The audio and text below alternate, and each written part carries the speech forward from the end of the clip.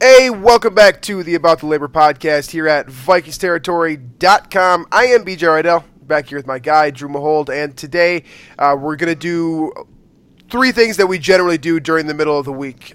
First things first, we'll talk a little bit more in depth about what went down during that Vikings-Saints matchup. Of course, everyone seems to remember that one moment, and I don't blame you. I've watched it a million times myself.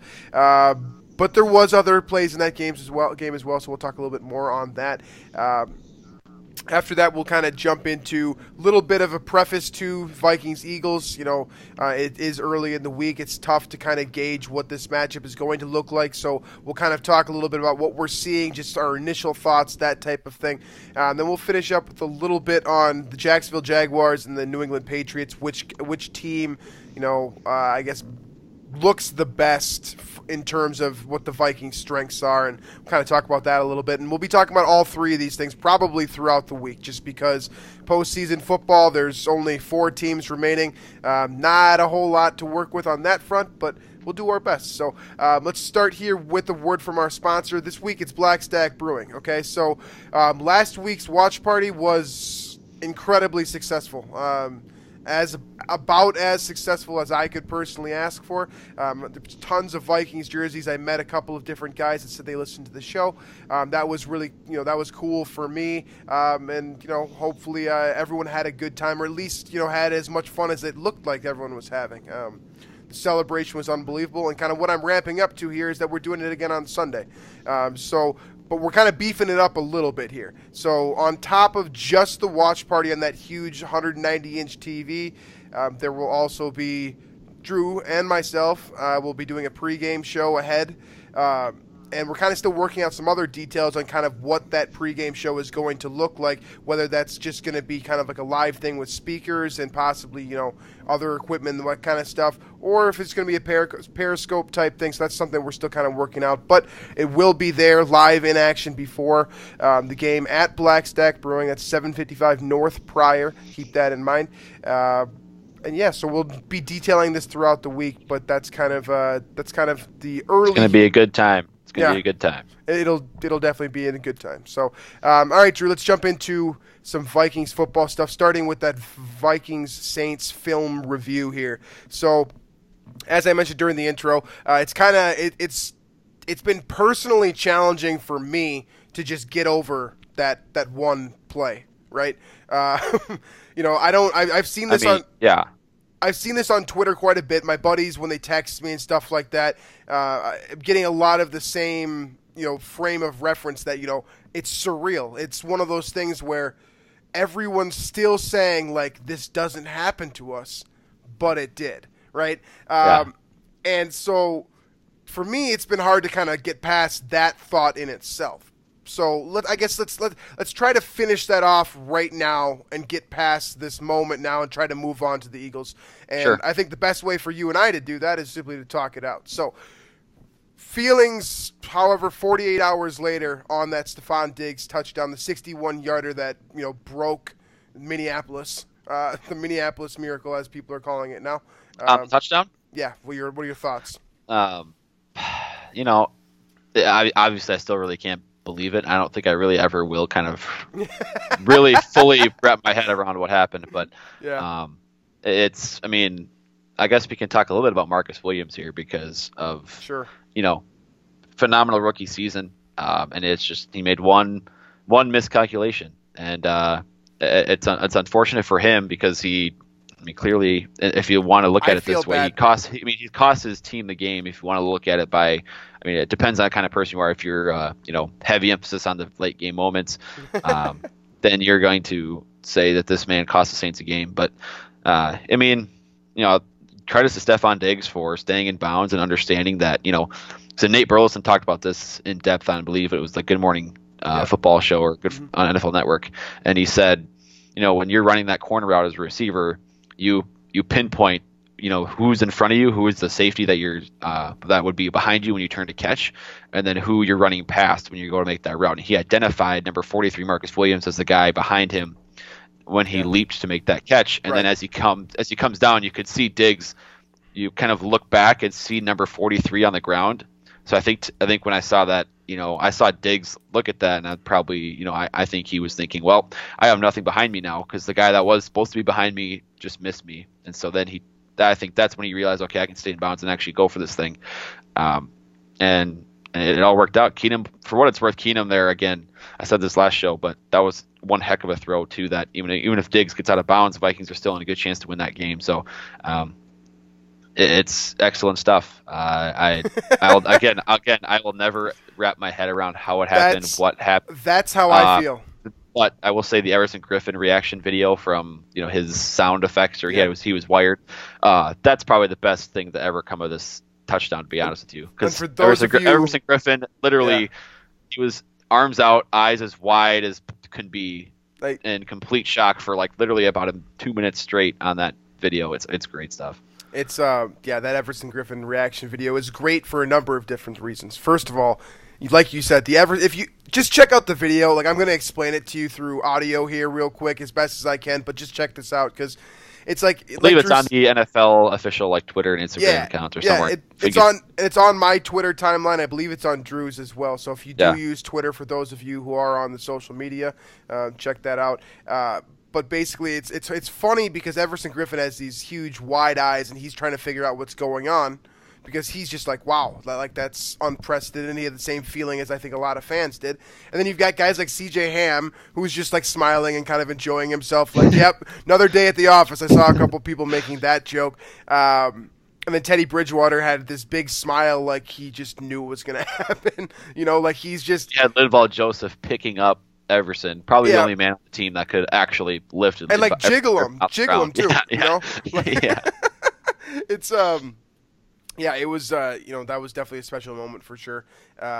And, let's try to – I try to look at this from a player perspective, right? You try to – because all of us are kind of, in awe of this situation, right? And I can't imagine that at least some of these Vikings players aren't still kind of wow, I still can't believe that we're here. Yeah. But at the same time, what's important for them to remember, and this is what I try to remember when I'm doing, these shows is, it's not over yet, right? This is prime time still, and it's Tuesday. We're recording this right now.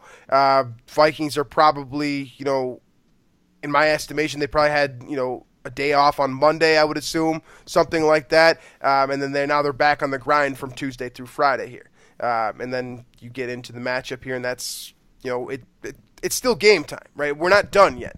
Just because a, quote, Minneapolis Miracle happened, that's the headline that everyone wants to use, and that works for me. That was about as miraculous as I have ever seen in any sports moment ever. I think about Joe Carter in Toronto as kind of the waving at fair type thing, and some of these other major sports moments, David Ortiz and Johnny Damon back in 2004 with the Yankees and Red Sox. This was as miraculous as any of those moments, and that's what makes sports so great. Is because, I can't fathom the look that I saw in everyone's face. It was so it was so perfect because it was the same look that I've been seeing for the last 10 years of Vikings football. Just God, we're so good though. Why can't they just show on the scoreboard? And it did. And for me, that's been really challenging to just kind of digest that. But again, this is the last time I might make references to it just because how can't you? But this is the last time I want to talk about this because it's over now. And until the Vikings are out of the postseason, we could talk about this again, in the future possibly. But right now it's game time. So let's kind of try to talk about something other than just that. I know it's a little bit hypocritical because I've been the one talking about it, but we're working through our feelings together. Well, I mean, I think, the Diggs touchdown, obviously, the moment of the game, moment of the season, but, there are a lot of key plays or, miraculous plays in themselves before the Diggs touchdown that I think are now overshadowed. Yeah. I mean, I had just the list I came up with, the Case Keenum throw to Jarius Wright on the deep corner. Yes. Just absolutely perfect. And I believe that was shortly after his interception. The balls on him, the big balls, as Mike Zimmer says. The Adam Thielen catch on Marshawn Lattimore when Marshawn Lattimore got like 4 penalties on the play, and Thielen went up and climbed the ladder, made the catch. Unbelievable play there. But then I think the two most important plays, they're kind of a set of plays and then one play in itself. Xavier Rhodes on the final drive, basically eliminating Michael Thomas from Drew Brees' repertoire. He responded well. It took him a while to kind of gather himself after the heated exchange and giving up that touchdown. But he locked down Thomas on that final drive and forced Drew Brees to go elsewhere. And then the run stop by Anthony Harris on 3rd and 1. My guy Anthony Harris. I mean, if that run stop doesn't happen on 3rd and 1, the Vikings definitely are not. Brian Baldinger you see the Brian Baldinger video clip on this? Fantastic work, by the way. I feel like to a degree when I bring up Twitter, I'm kind of like ostracizing, or was that the right word? Yeah, I don't know. I'm putting a lot of people on an island because I feel like there are a lot of people listening to the show that don't use Twitter. But what Brian Baldinger did is he broke down that specific play, and that was one that I wanted to bring up. So I'm glad that you did here. Yeah. And Anthony Harris basically comes flying in off the edge it's 3rd and 1, right? So if you think about how big just a human being is, if you're able to get enough blocking up front just to fall forward, that's why QB sneaks are so effective by certain teams.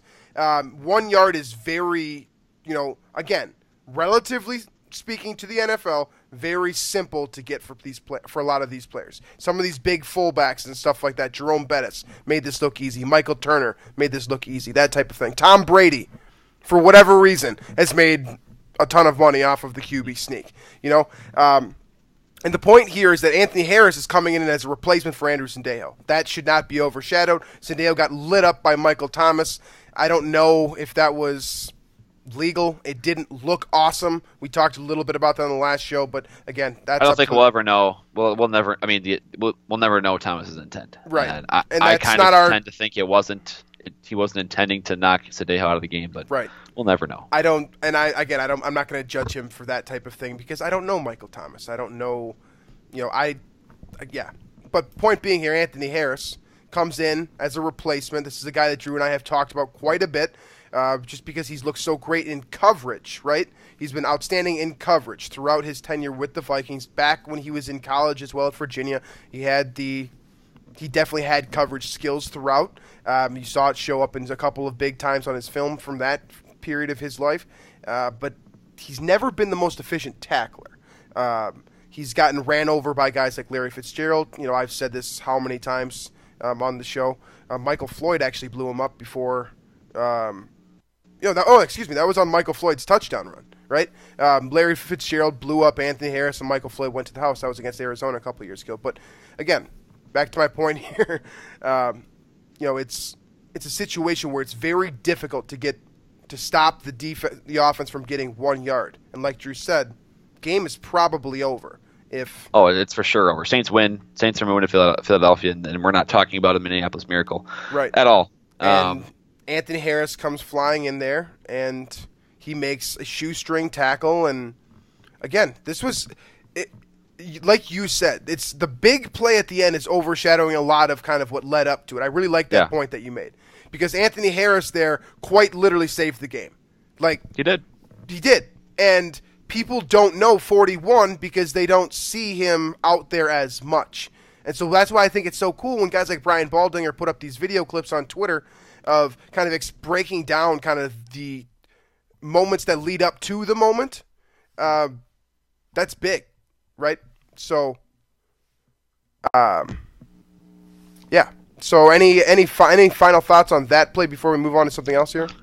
Not that play in particular. Again, fantastic play, but I almost, there was a lot of questions that we got about these things. About the kind of more of the negative things that happened to the Vikings that second half. And I wanted to touch on a couple, particularly the kind of lack of pass rush and kind of how Brees essentially picked the Vikings apart. And when I looked at it again, I noticed that it seemed like Zimmer settled for that two-man defense very often. It's almost as if he let the Saints dictate the game instead of the Vikings doing what they usually do. And again, I think Zimmer even said this, that the Vikings can't do the double A gap look against Drew Brees because he already knows what's happening. I mean, you can't disguise things against him because he's already seen it all and he knows what to expect. And that obviously will be different with Nick Foles next week. But I think that's part of the reason that Mike Zimmer settled for the 2-man is that he knew that Drew Brees kind of had his number on that type of thing, and so he had to settle for something somewhat basic. But in a 2-man, it's when you can just match up along the across the board, and you kind of put faith in your pass rushers. And The Vikings pass rush didn't get the job done down the stretch in that game, and that kind of let Drew Brees sit back in the pocket and find the open man, which Michael Thomas a lot of the times was that guy. Ted Ginn a couple times. So again, sometimes you just get beat by really, really, really good players, and I think that's a lot of what happened in that second half. Field position helped. The punt block helped. The Case Keenum interception helped. But sometimes really, really good players make really, really good plays that are not, there's no defense for, and I think that happened a lot too. So that's one more comment I had, and then Rashad Hill struggled quite a bit against Cam Jordan. But it's Cam Jordan as well, another really, really good player. And I'm not too concerned, but I would also say that Philadelphia's front four for next week is also probably as good, if not better, than New Orleans. That seems like a pretty good segue to get into the next topic here, and that's kind of to take a quick glance at what we're seeing from Minnesota, Philadelphia, however, whatever. You know what I'm saying. What are you kind of the initial thoughts here? Again, it's early in the week. We're recording this on Tuesday, so a lot can change between now and Sunday. But from your vantage point, what are you seeing from this Eagles team? What are kind of the focal points on this offense and defense? Well, let's start with offense. Focal points on offense for this Philadelphia team that kind of are worth noting at this point in the show. They're going to run the ball, and they're going to try to establish the run right away. That's not a secret, I don't think. When you have LeGarrette Blount and Jay Ajayi as your running backs, and you can kind of switch them in and out, swiftly. I think you want to establish the run as much as you can. Nice thing for Minnesota fans is that the Vikings stop the run as good as anybody in the NFL, then from there, I think you have to be ready for a quick, short passing game from Philadelphia. I think Doug Peterson does a really good job of putting Nick Foles in situations that he can succeed. I think he attempted, if you count the pass interference calls he got against Atlanta, he attempted 7 total passes over 10 yards. And 2 of them were way downfield, and they got pass interference calls for him. So he went 3 for 5 then on attempts that counted over 10 yards, and I think only one of them was actually over 15. So it's a very minimized passing game. They don't go down the field very much, and if they do, it's from what I've seen anyway, it's not very accurate. He just got bailed out by a couple of PI calls last week, so he's not Drew Brees. So I think the Vikings will have a much easier challenge there, and for what it's worth, they did lock down Drew Brees in the first half against New Orleans. They shut him down completely. But Nick Foles for 60 minutes at Lincoln Financial Field is also a test in itself. I think the biggest test here is probably just playing in Philadelphia. That's, I've seen reports. I've seen a lot of people talking about weather on how it's supposed to be really cold. No, it's supposed to be 50s, right? That's what I'm saying. So I see a lot of people talking about, not just fans. I'm talking analysts too, big time analysts. I've seen this all over the place. Going up to Philadelphia in the cold. We saw Case Keenum at Lambeau Field in -5. It's right. It's literally going to be 50, 60 degrees warmer than that. So right. So that's kind of my initial thought there, is just seeing the field conditions seem to favor the Vikings at this point in the week. Again, it's the weather. I am not a meteorologist. I'm not going to try to predict it. See a change from now until then. But right now, it looks like the Vikings. Sunday is 51 and sunny for a high on Sunday. So unless it's really windy, that could maybe impact things. But as of now, it doesn't seem to indicate that at all. Right. So it's not. It's colder than room temperature. But that's a fun narrative. That's a fun narrative for people. I don't get that one. But anyway, so back to the field here. You talked about Nick Foles a little bit. Nick Foles is a quality quarterback, like you said. I think you put this about as well as you can put it, is that this is a guy who plays very well within his within his system. When he's listening to Doug Peterson, seems to have a very good handle on how to manipulate his offense and how to get his players, like Mike Zimmer, to buy into kind of what he's teaching. And let's keep in mind here now, Doug Peterson, for those of you that don't know, we used to work under Andy Reid, Kansas City Chiefs head coach and former Philadelphia Eagles head coach. Very talented. I understand that a lot of people probably look at Andy Reid nowadays and see the 5-0 start and kind of the sort of collapse as the season went on for Kansas City. It's still a very good team. I'm trying to explain this as rationally as possible. It's just, maybe they got a little overconfident, and that's what it came down to. But Chiefs and Andy Reid, really nobody's doing that. Kind of has translated to what Doug Peterson likes to do in Philadelphia. And that's, a large part of why you see guys like Carson Wentz play as well as they do, because Peterson gets him to buy in. But now what's important here is to kind of to evaluate the level of talent that we are dealing with at the quarterback position, right? Nick Foles is not Carson Wentz, and he's definitely not Drew Brees, as Drew mentioned before. He's a talented player. He wouldn't be in the NFL if he was not. But this is also a guy that has had very streaky runs of success. So if you hit him in the mouth early, that tells me that he's probably a guy that can fold. This is also a guy that threw 7 touchdowns one time. So maybe if you hit him on the mouth early, maybe that's something that he responds to. Again, I don't know Nick Foles, but I'm looking at kind of the player and when the situations when he has played well. And basically, I think it's a confidence thing. That's what I see is Nick Foles. When he's confident, he's a solid quarterback. When he's not confident or he's not familiar with the system, not going to work out as well for him. But at the same time now, he's familiar with this system. So how confident is he going to be?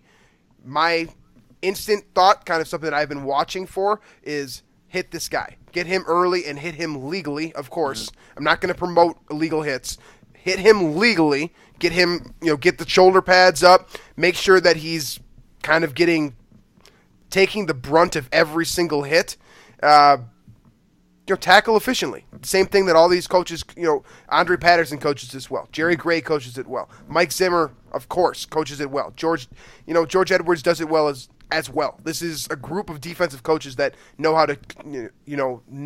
to get their guys tackling the right way, and that helps build a reputation. And as far as I'm concerned, these coaches have taught the Vikings players how to tackle well and keep these players, in kind of I think that all these Vikings players know how to tackle without the intent to injure, I suppose. Well, I mean, yeah. I think we could mention the Andrew Sandejo suspension, but I think that was a deemed a clean hit. But regardless, you're talking about Nick Foles getting hit in the pocket, and I'd like to mention just the Philly offensive line because, there are some studs on the offensive line. Obviously at center, Jason Kelce, arguably the best center in the NFL, right. Does that. In both facets of the game, on the ground, pass protection, and then same with Lane Johnson at right tackle. Daniil Hunter will have some trouble on that side of the offensive line, and then obviously a right guard too for Philly. Brandon Brooks is another stud. So that right side of the line is, it's as good. It's probably better than the McKinney, Hutchinson, Burke trio in their prime in Minnesota. And then on the other side of the line, you have remember Big V? Big V. Halapali Vaitai. Halapali Vaitai. Yeah. We're going to call him Vaitai or Big V. I'm not going to say that first name ever again. Vaitai. He's learning. He's getting better. He's progressing. He's got potential. But I would imagine Everson Griffin will have an advantage there and will have a much better time getting to the quarterback than he did against Teron Armstead with the Saints. And for what it's again, Griffin did get that sack after a great jump against the Saints, but throughout the game, a lot of times Griffin was held up. So I think Griffin will have more of an impact. It might not be mean he gets 4 or 5 sacks, but it could mean a lot more hurries, a lot more pressures, and that in itself could mean good things for the Vikings with Nick Foles at quarterback. But this receiving core, Alshon Jeffrey.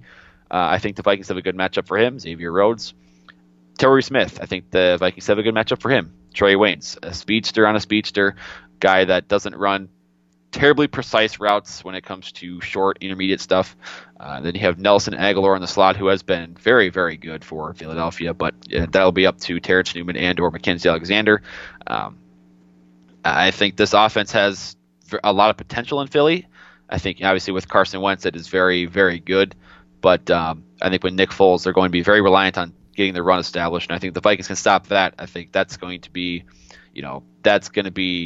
if you make this offense one-dimensional with Nick Foles playing quarterback, I think that's probably going to be a good thing. I would agree with that. I think that's probably a really good place to start is because this running game is good, right? They have, I think that, in my opinion, I think that Garrett Blount is very good. I think that Jay Ajayi, who came over from Miami mid-season, is very good. I think Corey Clement from Wisconsin, this is a guy that we talked about back in April as sort of an under-the-radar guy that you could potentially get something from. He's gotten some carries this year. Again, he's in a crowded backfield of other very talented players, but from what I have seen from Corey Clement, I've been very impressed. He's a quality player. I think that a lot of Vikings fans, who are also Gopher fans, are fairly familiar with this guy from Wisconsin. He's talented, and he's probably not the focal point of this backfield. You kind of look at Blount as sort of the guy that gets it done on the goal line for the most part, and then you look at Ajayi, who is sort of, I tend to see him as the best of the trio, just because he's extremely he has great burst. Remember, this is the guy from Boise State who has the kind of the bone-on-bone issue with his knee. That was what the report that came out. That's why Miami traded him. It's a big red flag. But when he's healthy, he's electric. Yes. And it seems like he's healthy. That's how he has played basically all season long. But you look at, I think that's an interesting point. I didn't even think about that, honestly. That would make a ton of sense for Miami to trade him. I believe, if I'm understanding things correctly, it's the same injury Sam Bradford has. Right. It's just the bone-on-bone kind of that's creating a bone bruise, and so when it's not healthy, when it's sore, it's really sore, and it takes a lot of time to heal and then it's very fragile once it is healthy. So, but yeah, when he's healthy and able to play and not feeling pain, the guy's really, really good, and it's. That's a trio that it's not quite the, Ingram Kamara level of, talent right there, but it's definitely a trio that's going to be a threat, and the Vikings will have to be on their game to stop them. But I'll add that as receivers, they're not nearly as, scary as Ingram and Kamara, the threat that they were last week. So, but is there anything on Philly's defense you wanted to note? Because that's a very good unit on Philly. Philly's defense shut down Julio and Matt Ryan last week to 10 points. So that's worth a lot of respect right there. Okay, so since it's early in the week, I'm going to give you my thoughts at it. My sort of initial thoughts after watching just last week's game, and then also my perception of these guys around the league, and we'll kind of bounce around where that goes as I watch more of these players. And I think that's probably the best way to break these down, all of these guys down, and try to gather as much information on each of them as possible. So let's start with the defensive line for them, because like you said, there is talent at every single level. Start with Fletcher Cox. I think that he's the best player on this defense. I think he's the most complete player on this defense. If you're more familiar with Tampa Bay from early in the Viking season, I think he looks a lot like Gerald McCoy. I think they're very similar players. Sure. They do similar roles, that three technique spot. So I like him a ton. I think he's one of the very best three techniques / defensive interior defensive linemen because he does move around a little bit here and there. I would say that he's probably the number one threat there. And then Brandon Graham from the edge is I don't get why people aren't talking. Criminally underrated. He's on. Harrison Smith is the most underrated player in the NFL. Is it a size thing? Because he's a small dude, and is it just a size thing, where people see this guy as small and they kind of just ignore what he's accomplishing? Or I don't know, because he has the statistics. But I feel like people just don't look at the statistics for Brandon Graham because you don't see him. It feels like a Harrison Smith thing to me. Like it does. People, for whatever reason, that it's just he wasn't a flashy name early on in his career, so they just kind of pushed him to the side and have just not even tried to think about or recognize what he's accomplished at this point in his career. So he's extremely impressive. That's a guy that I'm watching a lot on specifically this week, just because he is super under the radar, and to a degree that works for him because teams don't look at him the same way they look at Fletcher Cox, and that takes their attention off of him. That's kind of what I think from what I have seen and the people that I've talked to. So Brandon Graham, keep an eye on this dude. If you're watching film yourself, that's number 55. So he's the man. Behind him is Chris Long, who was on the Super Bowl winning Patriots last season. I think that he's kind of a rah-rah guy at this point in his career. If you remember correctly, he was I believe he was a top five pick however many years ago by the Rams. Something like that. I don't remember for sure, but yeah. he's extremely funny. He donates every single one of his game checks to charity this season. That's the type of guy that Chris Long is. I think he's hilarious as well. And then I can't get out of this defensive line without talking about Bo Allen as well, who went to Wisconsin. He's from Minnesota. He's done a great job as kind of a clogger and big nose tackle. So I've been very impressed with him, seeing his limited snaps this season. And then finally you got Derek Barnett. Wow, this defensive line is extremely crowded, because then you see Derek Barnett from Tennessee, who was extremely talented, their first-round pick from last year. Then you also look at Elijah Qualls, number 98. That's a big dude. I remember we talked about him a bunch. Yeah. Because he was the best pure nose tackle in the draft from what I saw. I haven't seen him show up a ton on film, but there's plenty of talent here. So I guess what are you seeing from the defensive line? The defensive line is loaded with I feel like I'm going to compare this defense to the Vikings because I feel like it's a lot of dudes that are not like 100% household names. I mean, you could put Fletcher Cox in that category, I think, but they are guys that they're bad. I mean, not bad. You know what I mean by bad dudes. Like the way Stephen A. Smith would describe Aaron Rodgers as a bad man. Yeah. They are some bad dudes in that secondary. I mean, Jalen Mills, Ronald Darby, Patrick Robinson. That's cornerback. That's one heck of a trio. And then you have at safety, you have Malcolm Jenkins, and you have on the other side Rodney McLeod. I mean, these guys are they're perceived as these kind of, they're pretty solid players, but I mean, I'm going to talk about the Patriots instead, I'm going to talk about the Seahawks Legion of Boom instead, but these guys are just as good as them, I think. And then you got Michael Kendricks at linebacker too, which should be fun for the Eric Kendricks, Michael Kendricks. You got brothers cheering or yearning for a Super Bowl here. So it's this defense. It's probably you think that's the toughest test they'll face all season? Because it's definitely up there, I think. This is a very good defense. I don't know how much Sidney Jones has played this year, but I'm just looking at the roster right now.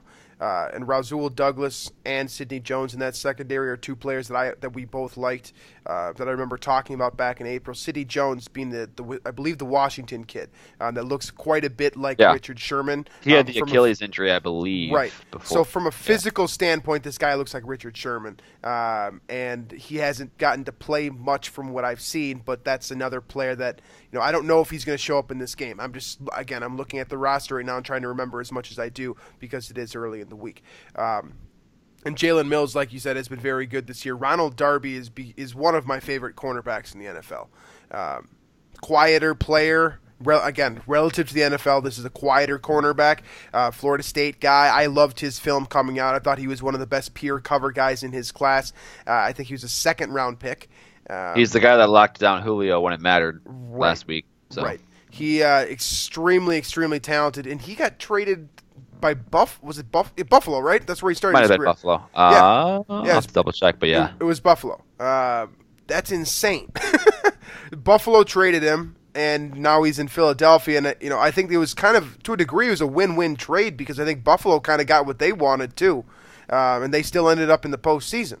But Darby's a very talented player. I would keep an eye on him specifically. Him and Malcolm Jenkins in the secondary are the two guys that I see as the biggest threats to what the Vikings do offensively, because Darby covers a ton of ground both in press and in zone. And Malcolm Jenkins is as close to Harrison Smith as they come, I think, because he moves around all over the place. He'll be deep in zone coverage on one play, and he'll be coming off the edge on another play.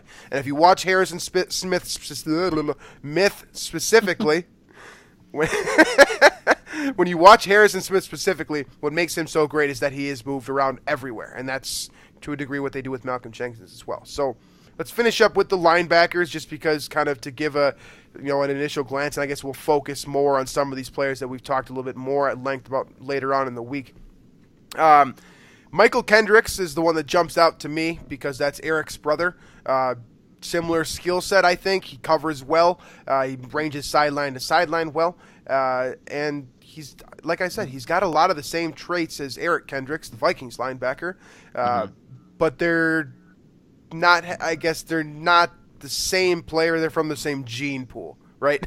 I don't know how to better explain it other than that they're both very talented players that can cover a lot of ground, but what Zimmer does in his defensive scheme is different than what I believe it's Jim Schwartz, right? Yeah. What he does in his defensive scheme. It's not – they do some of the same concepts from what I've seen, but they're not the same coach. So these are different players in different systems. They're going to have different levels of success based on the guys around them. But Michael Kendricks and Eric Kendricks – I see as very similar players.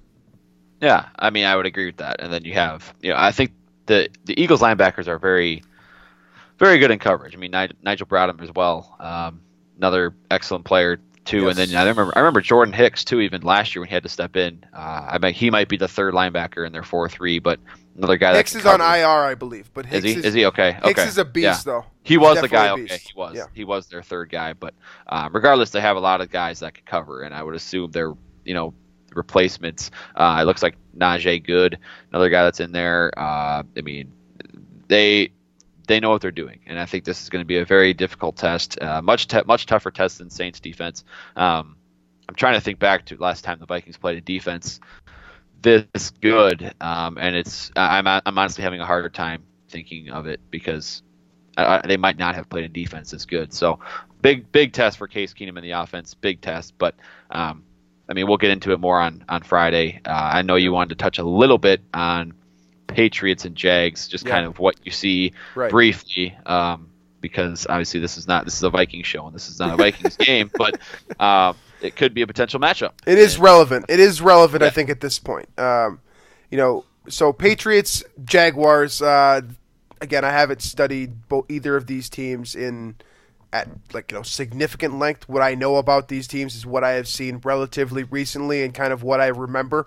So Blake Bortles playing actually pretty well, which is hilarious because Blake Bortles has throwing touchdown passes down the seam to his fullback, right? Right. I think Tom Coughlin's behind a lot of this stuff. I saw Colin Cowherd was talking about this on his show. He talked about how he's this genius behind a lot of the success of these teams, and he's not necessarily always getting the credit that he deserves. And I largely agree with that point. So Tom Coughlin, for those who are not aware, former head coach of the New York Giants. He won a Super Bowl there. He's done, he did fantastic things there with the New York Giants. And then you also look at,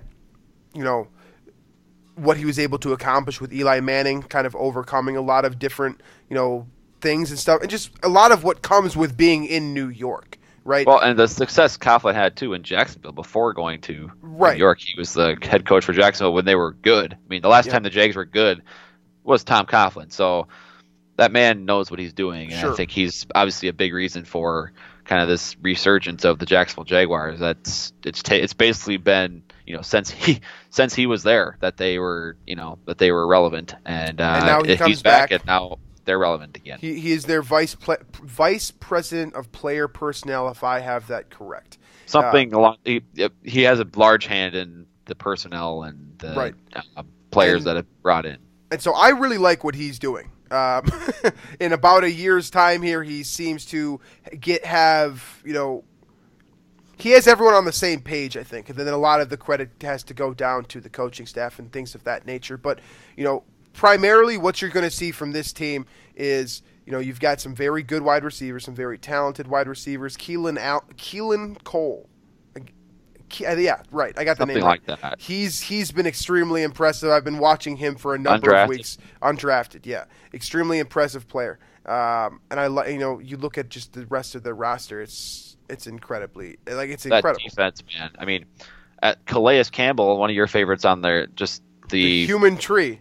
Yeah, he's the human tree. That's what it was that you called him. He's unbelievable in there at. Their defensive tackle, Malik Jackson, next to him. You have Super Bowl champion with the Denver Broncos. Right, and then you have the best cornerback duo in the NFL by a wide margin, in my opinion, A.J. Bouye and Jalen Ramsey. And then, at safety, you have Barry Church, you have Deshaun Gibson. I mean, you have very experienced guys, and then Miles Jack at linebacker, who I think Gibson's a lot of from Viking Cleveland. fans. Right, yeah. He's from Cleveland. He had all those interceptions. That was it 3 That's years right. ago? He had the big interception season that obviously went under the radar because Cleveland. And then you have Telvin Smith, another one of the league's best and most underrated linebackers. Yep. And Miles Jack, who I think a lot of Vikings fans wanted to select in the draft instead of Treadwell. I love Miles Jack. Dante Fowler too.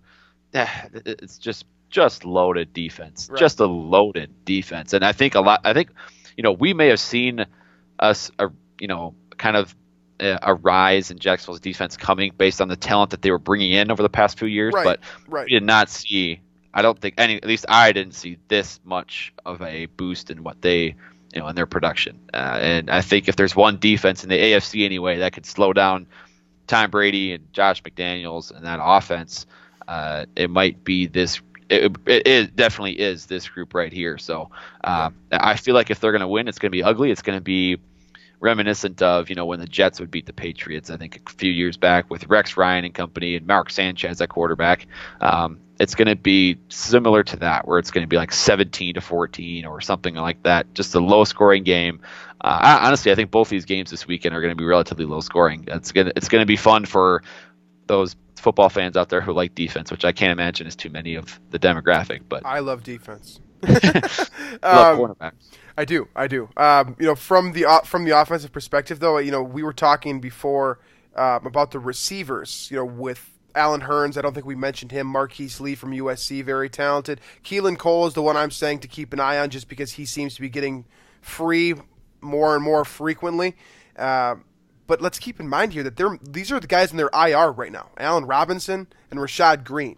So Rashad Green's the Florida State receiver, extremely talented, and then Allen Robinson, if you remember correctly, has had a beast rookie year a couple years ago and has been sort of slowed. I think because Bortles has been so inaccurate. That's something that's up for debate, though, and I'm happy to hear your debates on that because Bortles has been playing very well.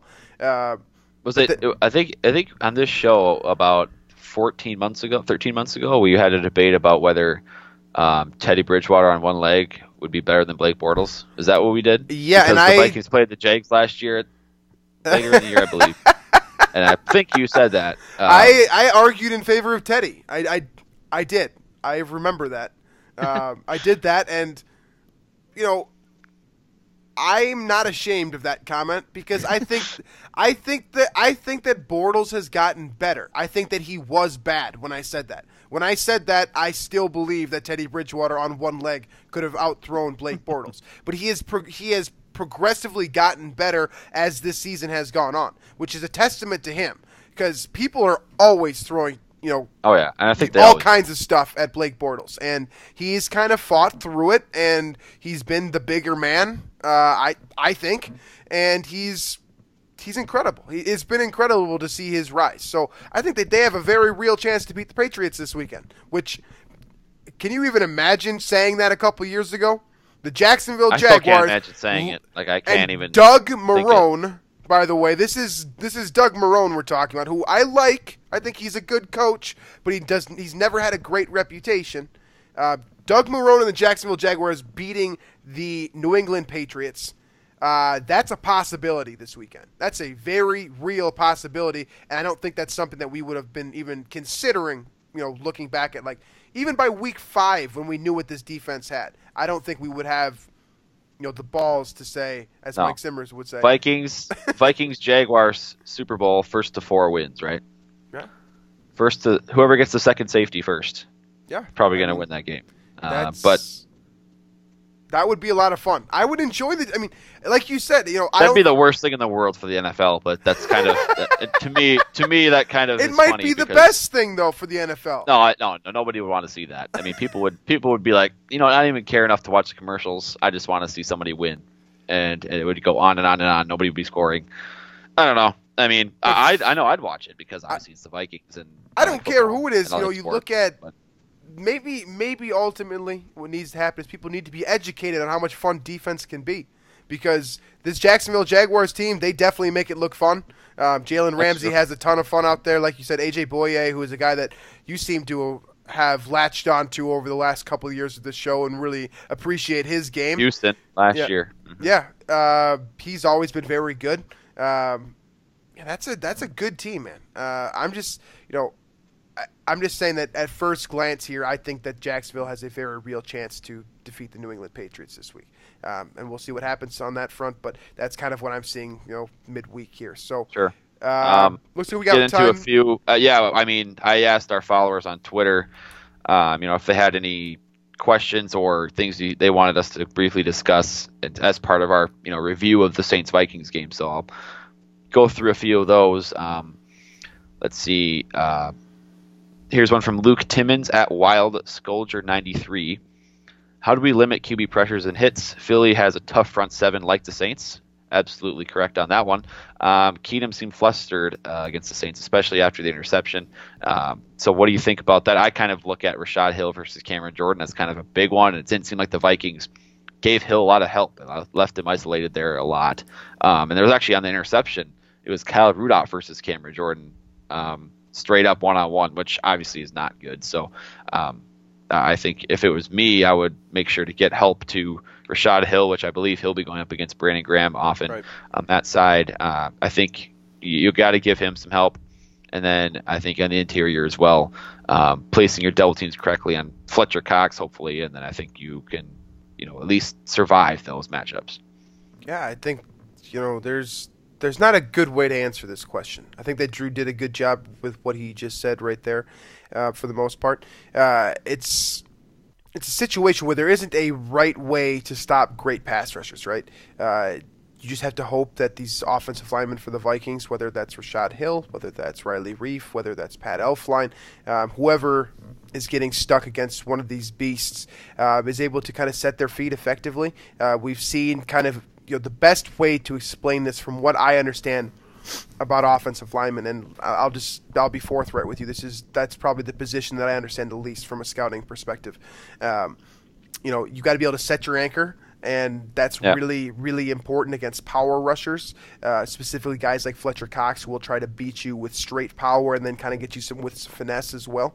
So setting the anchor is important. Getting the hands up on the shoulder pads underneath the pads of the defensive lineman is also very important. So think about it like this: if someone hugs you and picks you up off the ground, you lose your center of gravity, and your thought is to sort of wiggle, right? Like you just kind of you feel uncomfortable, you start wiggling. That's the idea with pass protection, is you want to get them feeling uncomfortable so that if you can literally get them off their feet, it takes a lot of power to do that type of thing. Linval Joseph is a guy that does this about as well as anyone in the entire NFL. This is something you'll probably see a lot from, defensive tackles, nose tackles specifically are the guys that can really get guys lifted up off the ground. But from an offensive lineman perspective, your goal is always to sort of get them off their feet. That's what I see. And if you can do that, you change the entire dynamic of the battle, because it's so difficult to actually get a guy off their, literally off the ground.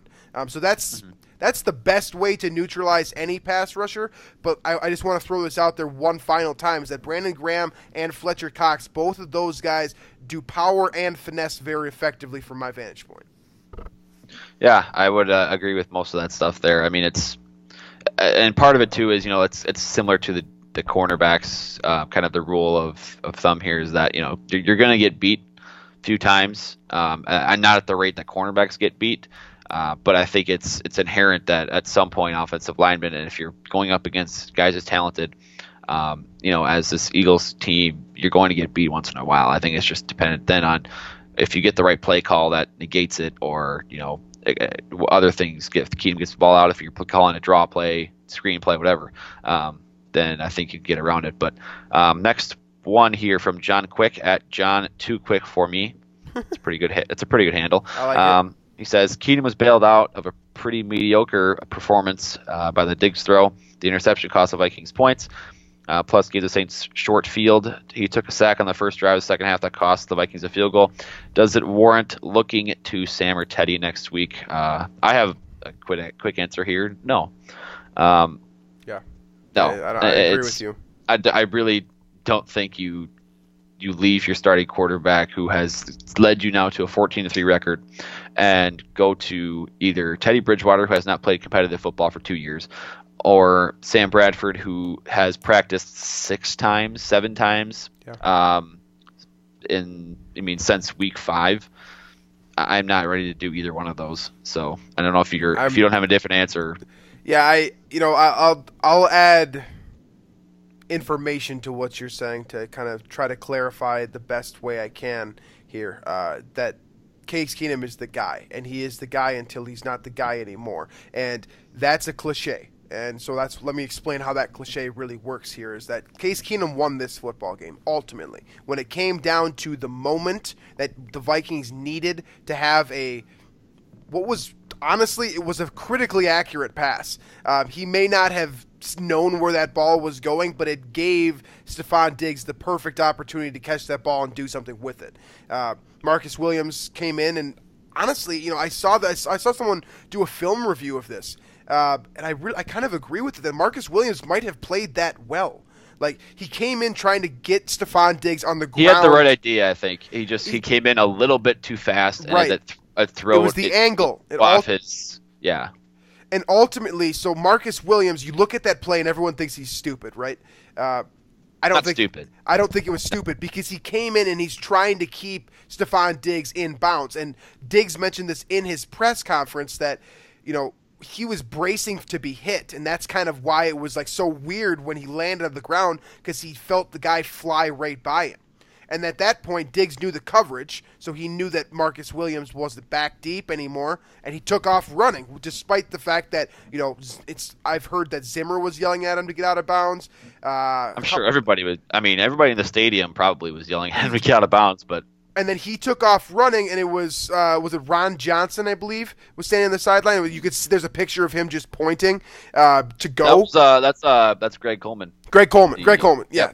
Right. And it was pointing apart. He's like Diggs didn't know where to go. Like, and those over there. Yeah, and it was unbelievable, right? So we talked about it again already. It already happened. But that's really what it comes down to here, is that Case Keenum may not be the most talented quarterback on this roster, but he has proven himself. He has earned the right to lead this team until Mike Zimmer says no, and that's up to Mike Zimmer, and I trust him to make that decision. I think that he'll do a good job with that. The way you kind of added to that does lead us into our next one here from Dr. Jimmy Russler.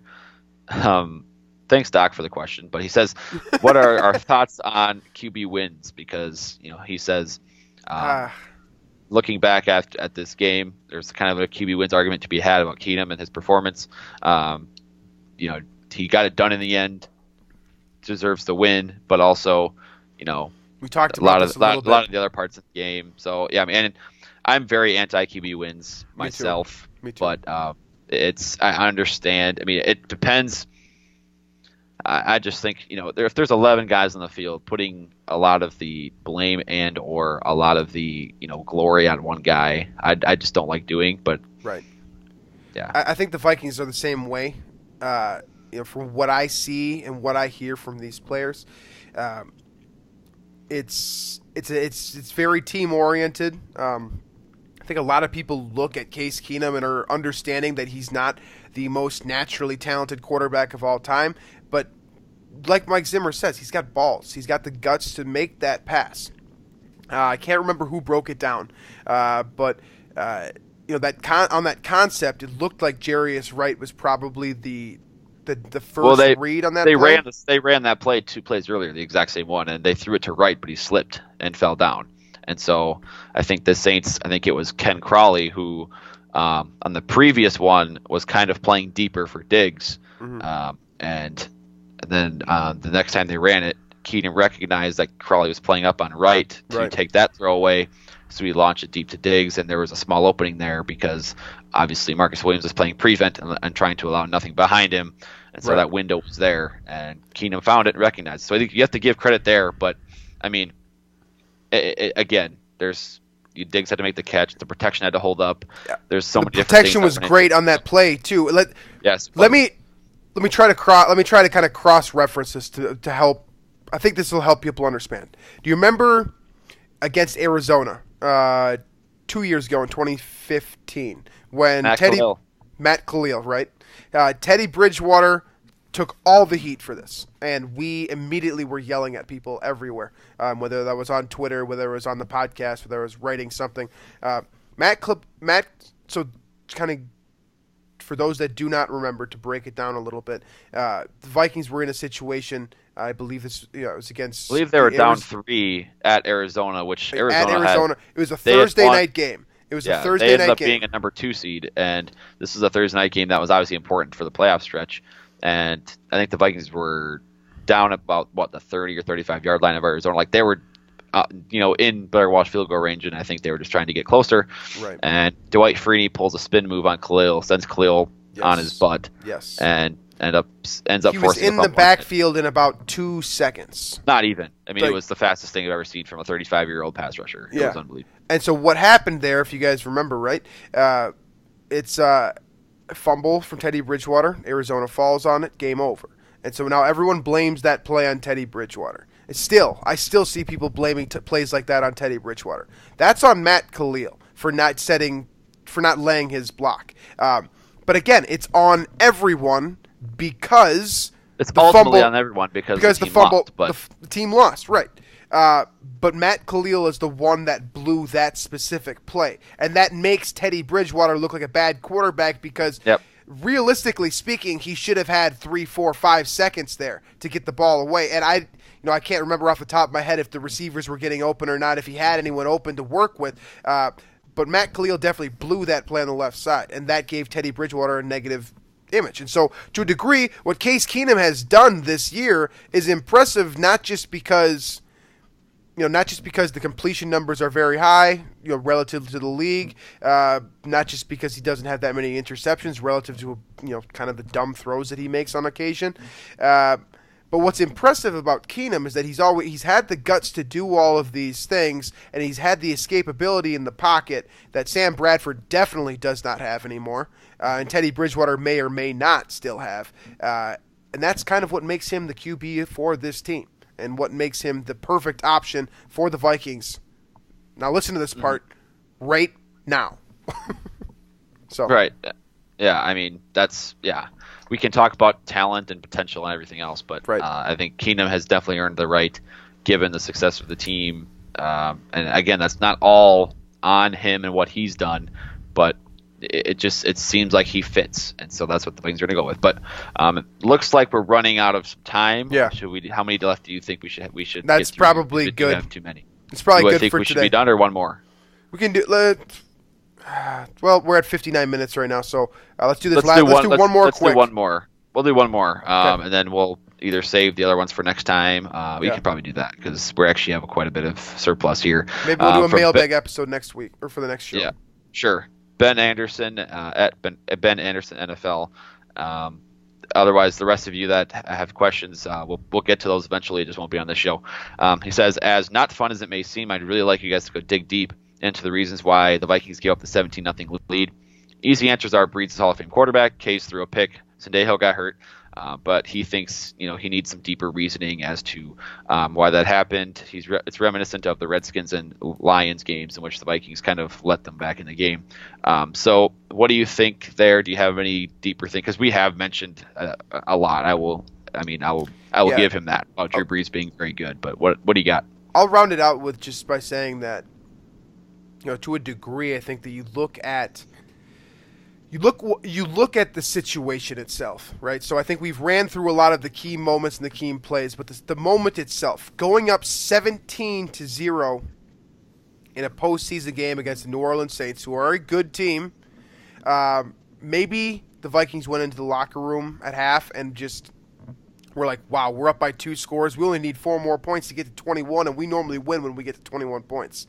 Yeah. And maybe that, maybe that's what happened. I don't know. I don't have a clue what that mentality looked like at halftime, but I can tell you that from someone that is a competitive person, when you get out to a big lead like that, they talk about the 2-goal lead in hockey, right? How that's the worst lead to have in hockey. And people are always like, no, dude, that's not the worst lead in hockey. The worst lead in hockey is 1 goal.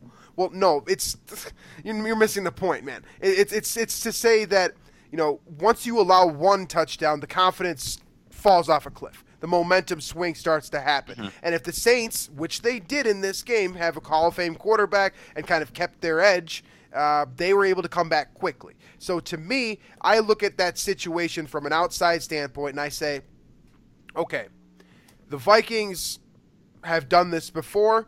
They jumped out big against Cincinnati, and they not only thought the game was over, but they proved that it was over, right? And so in their heads, to me, I see a bunch of players who are thinking the exact same thing right there. They're like, okay, 17-0 at half, we got this. But the Saints are a different animal, and that's what I think was probably the biggest issue there, is you forget about the fact that the Saints are not the Bengals. The Saints are not the Bengals. The Saints are not the Bengals. And then you get into the second half. Okay. Because you're looking at it more intangibly, right? Right. And I think there's certainly there's a big part of that played into it. But right. I think that Mike Zimmer got scared of blitzing Drew Brees a little bit. There was a lot of basic man coverage stuff that I think Drew Brees was able to sit there and pick apart because the pass rush wasn't getting home. And then offensively, and I think we've kind of been bad at noting this, but I think the Vikings running game is actually, efficiency-wise, not been great this year. I think both guys are right around 4 or under 4 yards a carry, McKinnon and Murray.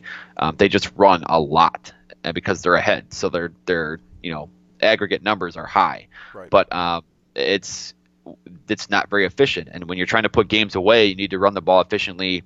Right. To keep the clock moving. I like this. Exactly. So the Vikings did not run the ball very effectively on offense to keep the teams off the field, to keep Drew Brees off the field, and keep the defense resting. And I think that's something that will probably have to be a little bit better against Philadelphia if the Vikings are in this opportunity, is to to put the game away.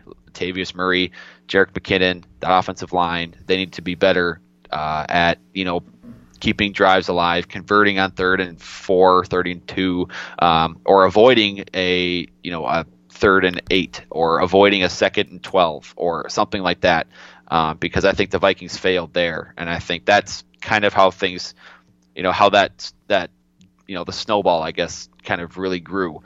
The offense was able to do barely enough to get 2 field goals down the stretch in that second half. And I think you need to do more than that obviously against a team of Drew Brees' caliber. But in a crucial situation, you got to be better on offense, and I think that's where it starts. That's great. Yeah, that's great. Yeah, clock management has to be better, and the best way to manage a clock run the football down their throats. Yeah, keep the football and keep the clock moving. That's right. If you're ahead, that's really the best recipe there is. But excellent. That's what I got, and that was our last question for the day due to time. So that's perfect. Yeah, that's a great way to round out the show. So we went a little bit over the 60-minute mark today. We hope that that's cool with you guys. We enjoyed talking about this, and we'll be continuing to talk about having this discussion. Next pod will be up on Friday, I believe. If you're not subscribing on YouTube already, make sure you do that. Hit that like button for us. Zonecoverage.com, that's where you can find us. That's where you can find my work, VikingsTerritory.com. That's where you can find Drew's work. CastBox, iTunes, Stitcher, those are the primary places to download the show. You can also do Google Play, iHeartRadio, I believe we're on there as well. I don't remember all of them. But CastBox, iTunes, and Stitcher, that's the primary spots to get the show. We're on the internet a lot of places. Yeah, that's it's not hard to find. Not to brag. But totally to brag. You search our names on Google, you'll find us a lot of places. Right? Right. You're not wrong. Yeah, so that's all I got for that. So zone coverage for me, I'll have the mailbag column article up later on this week. Goal scale should be up. It'll be Wednesday, which is, actually technically as of right now, as we're recording this after midnight, it is Wednesday. So Today, the skull scale will be up. Right. And yeah, so we'll continue on with this same type of discussion and hopefully go a little bit deeper next week on some of the key players not next week, next Friday. Sorry. The key players for the Eagles. And that'll be about it. So we'll catch you guys later on this week.